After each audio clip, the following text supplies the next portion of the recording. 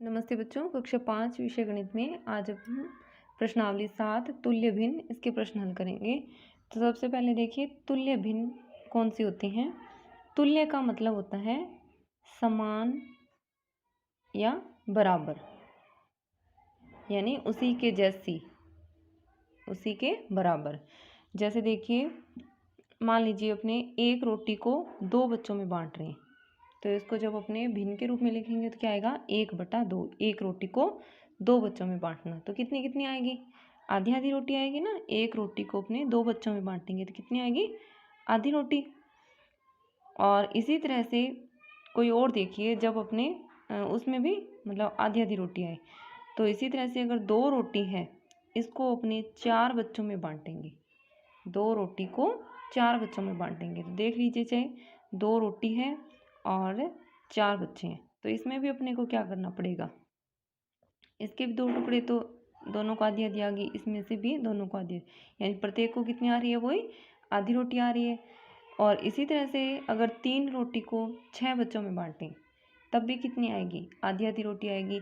इसी तरह से अगर चार रोटी हो और उसको 8 बच्चों में बांटें तब भी कितनी आएगी, सभी को आधी आधी रोटी आएगी। यानी इन सभी कंडीशन में क्या हो रहा है, रोटियों को बांटने पर सभी को आधी आधी रोटी मिल रही है, तो बराबर है ये बंटवारा। तो ये देखिए ये जो भिन्न है 1/2 या 2/4, 3/6, 4/8, ये एक दूसरे के क्या है, एक दूसरे के समान है, यानी क्या है, एक तुल्य भिन्न है ये। तो अपने इसके बीच में बराबर का चिन्ह लगा सकते हैं कि 1/2 है, ये बराबर 2/4 और ये बराबर 3/6, यानी ये सभी क्या है, तुल्य भिन्न है, समान भिन्न है। तो अब देखिए जो तुल्य भिन्न है वो किस तरह से बनाते हैं, अंश या हर को एक संख्या से गुणा करके या भाग करके। अब इसमें देखिए जैसे कैसे बन रही है ये, अब इसमें ये गुणा करके बन रही है, तो इसमें किसको गुणा किया, 1/2 को 2 से गुणा किया तो 2 एकम 2 और 2 दूनी 4 बन गया। फिर 1/2 को अपने जब 3 से गुणा कर देंगे तो ये बन जाएगी 3 एकम 3 और 3 दूनी 6। तो तुल्य भिन्न बनाने के लिए अपने या तो गुणा करते हैं या भाग करते हैं। तो अब इसमें ये ध्यान रखना है कि अंश और हर है उसको एक ही संख्या से गुणा करके तुल्य भिन्न बनानी है। तो जैसे पहला प्रश्न है इसका 1/2, तो इसकी तो ये बनेगी, वैसे तो दी गई भिन्नों के अंश व हर को 2 से गुणा कर तुल्य भिन्न बनाइए।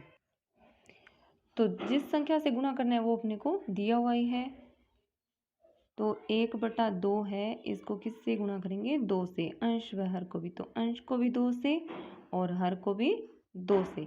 तो देखिए 2 एकम 2 और 2 दूनी 4, तो हमारे पास तुल्य भिन्न क्या आ गई, 2/4, यानी 1/2 था, इसके अंश व हर को 2 से जब अपने गुणा किया तो ये तुल्य भिन्न बनानी थी, तो तुल्य भिन्न आ गई अपने पास 2/4।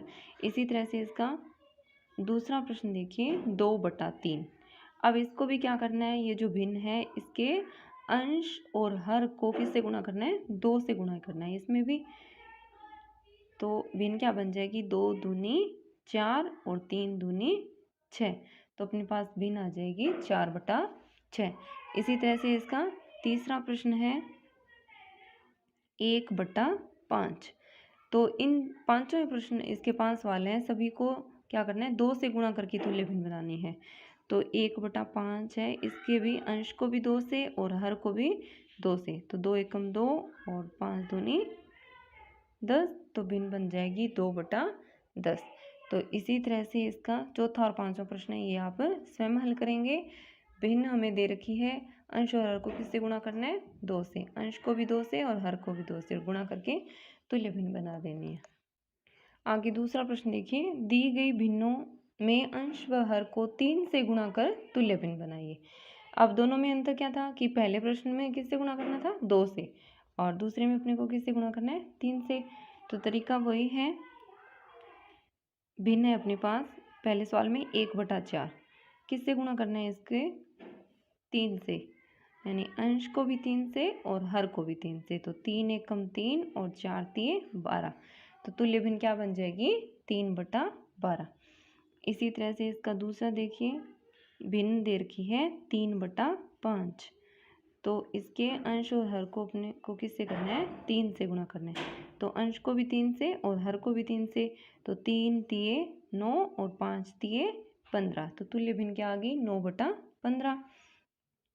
इसी तरह से एक प्रश्न और देखिए, जैसे तीसरा ही है इसका 2/5, तो इसको भी किससे करना है, अंश को भी 3 से और हर को भी 3 से, तो 2 तिये 6 और 5 तिये 15, तो 2/5 को 3 से गुणा करने पर अपने पास तुल्य भिन्न आ गई 6/15। इसी तरह से इसका चौथा और पांचवा प्रश्न है, ये आप स्वयं हल करेंगे।